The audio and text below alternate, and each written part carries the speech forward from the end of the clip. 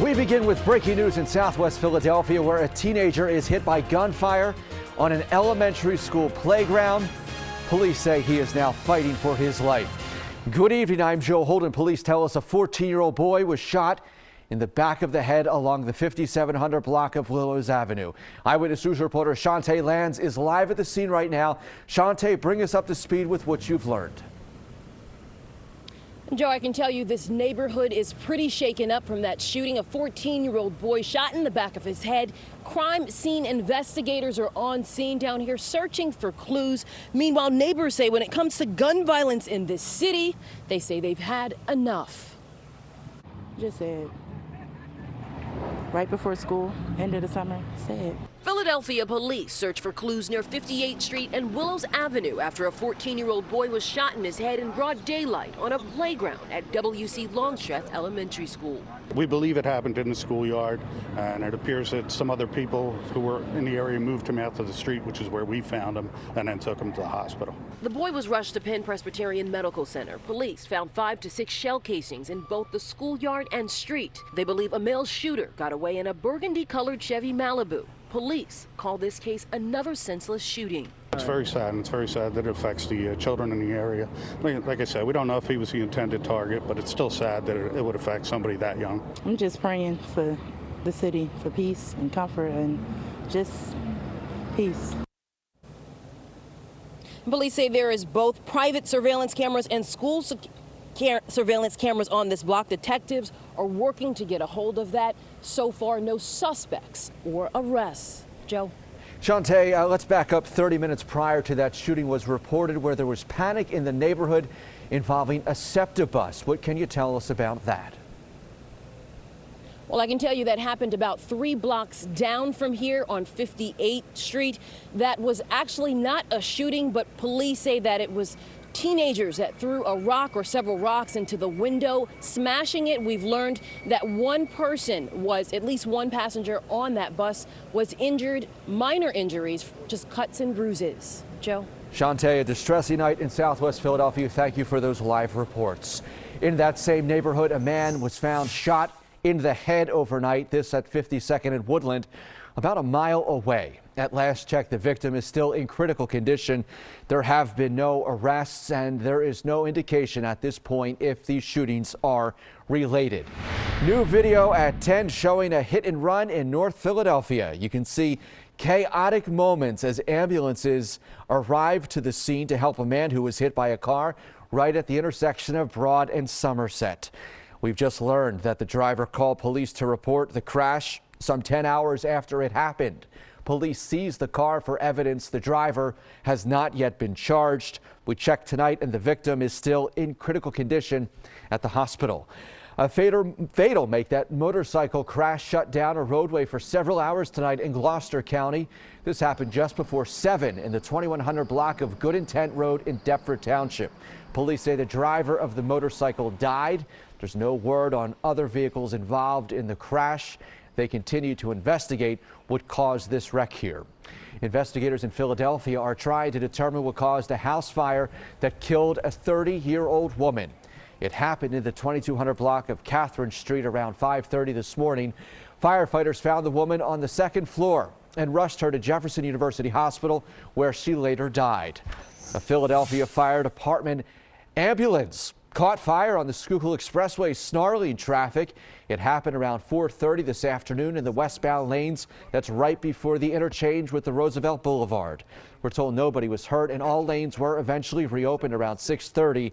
There is no word yet on what caused that ambulance to burst into flames. Several people are recovering tonight after being struck by lightning at the PGA Tour Championship near Atlanta, Georgia. This video shows the moment of the strike. We're hearing at least 4 men and a girl were injured. It is not clear yet how badly. Eyewitnesses describe a harrowing scene. It was absolutely wild. You heard the loudest boom ever. People were throwing their phones. People were ducking for cover. It was like gunfire was going off. And you could see the tree with the line marks literally going down, yellow marks with where the lightning struck. Officials say all of the people struck had been seeking shelter from rain under that tree. Play on the 3rd round was suspended for the day. It will resume tomorrow morning. Back in our area, it is a cool and comfortable night across the Delaware and Lehigh Valleys. Eyewitness News at Philadelphia's Rittenhouse Square. The Park restaurant was packed with people enjoying dinner outside. So will tomorrow be a repeat? Let's get a check on the forecast with meteorologist Lauren Casey. Hi there, Lauren. Hey, Joe. Who votes for a repeat? Do it. I do, and we're going to get one. Yes, this nice taste of fall is going to continue right now. We have 60s on the board, getting a live look at Center City, Philadelphia. It's August, remember, but it doesn't feel like it. At 68 degrees, our easterly wind at around 8 miles per hour, keeping these cool temperatures around. That wind flow off the ocean, 63 degrees. Chilly already in AC, probably need that sweat jacket. We're at 63 in Allentown, 58 degrees in Mount Pocono, 67 right now in Wilmington. Also, the dew points so much lower than earlier in the week, down in the 50s. At one time, we were in the 40s earlier in the day in Philly. It felt crisp and fall-like, and that feel is going to continue as we head into the next several days with cool overnights and feeling comfortable during the daytime hours, below average high temperatures. But have to talk about down the shore tomorrow, a high risk of rip currents, and also in the tropics, a newly formed tropical storm Dorian. So I'll have the latest on that and your full eyewitness forecast coming up in just a few, Joe. A little bit of everything there, Lauren. Thank you so much. A rash of robberies in Northeast Philadelphia leaves a police officer injured. That officer was hit by a car while chasing down 3 suspects. It happened last night near the Popeyes on Grant Avenue. This all started when police noticed a different car matching the description of the car used in recent restaurant robberies in that area. We actually showed you this surveillance video from one of those heists last month. This was at the Chipotle on Cotman Avenue. So police followed the car to the Popeyes on Grant and discovered it had been stolen. Officers tried to stop the 3 people inside, and a brief chase ensued. At one point, one of the officers was accidentally struck by a civilian vehicle while in pursuit of one of the offenders. He's okay, he had minor injuries. Police ended up arresting the 3 suspects in the car. Police say they recovered a gun, drugs, and multiple masks. A neighborhood in healing after gun violence leaves its mark. Residents of Nicetown, Tioga gathered this afternoon for a community day. This all comes just days after a gunman opened fire on police officers in an hours-long standoff. Eyewitness News reporter Howard Monroe has the story. Got a lot of bad incidents in the neighborhood, and things should get better, Getting better, one shot, one dance, one hymnal at a time. That's what we're hoping. This will bring the community closer together so that, and get some people to come fellowship with us. The Community Day block party was put on by Zion Baptist Church. Everyone was invited, the young, the hungry, and even the police. We used to have a church picnic out in the park, but we thought it would be better to bring it into the community. So you having fun out here today? Yes. What's the best part? Getting my face painted. My favorite part is when I get cotton candy. And this event is significant because just a week and a half ago, 2 blocks away from here, this neighborhood was under siege. 6 police officers shot and injured. Maurice Hill was arrested and charged with attempted murder after an hours-long standoff and shootout with police. Neighbors in the standstill, homes riddled with bullets, the neighborhood wrapped in police tape. The police tape served a different purpose Saturday afternoon. It just shows that everybody's still holding on to their strength, that there's a way that, we all can come together still as a community with all the things that's going on that's negative. There's something positive. In Nicetown, Tioga, Howard Monroe, CBS 3 Eyewitness News. Dozens of volunteers rolled up their sleeves earlier today for a back-to-school cleanup in Upper Darby. Eyewitness News at Stonehurst Hills Elementary. This was one of 4 locations where volunteers and community leaders picked up trash outside schools to get ready for children to return to classrooms on Monday.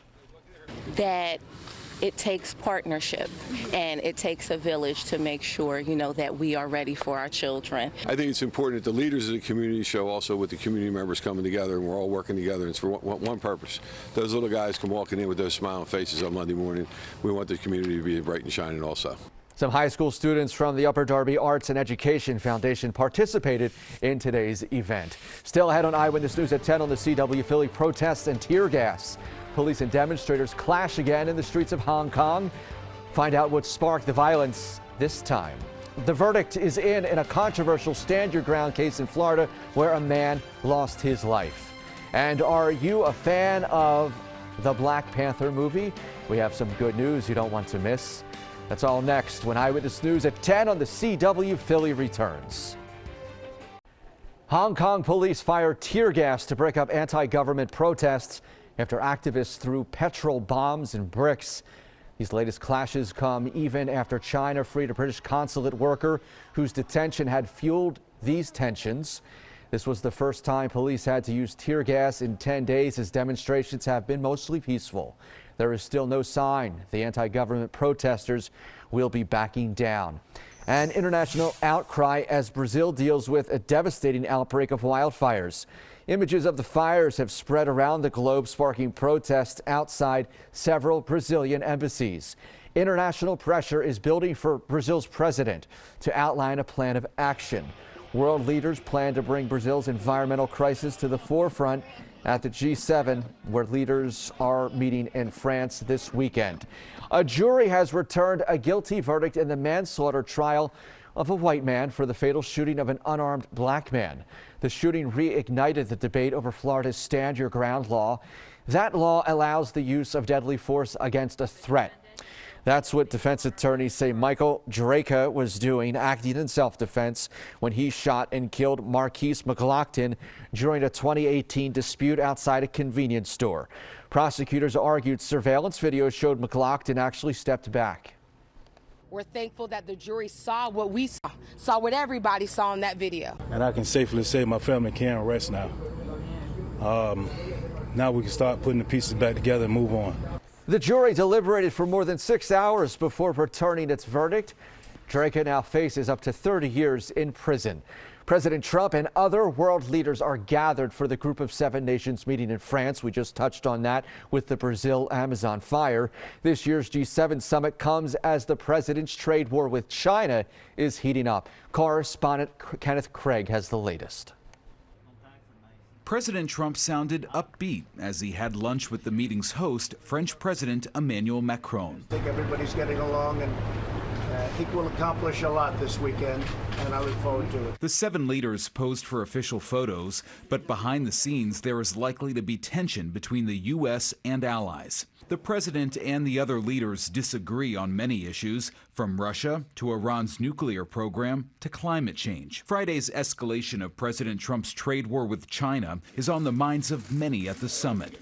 China, not a G7 member, unveiled retaliatory tariffs on roughly $75 billion worth of U.S. goods Friday. The president responded by announcing he would increase existing tariffs and ordered U.S. companies to leave China. We're having a little spat with China, and we'll win it.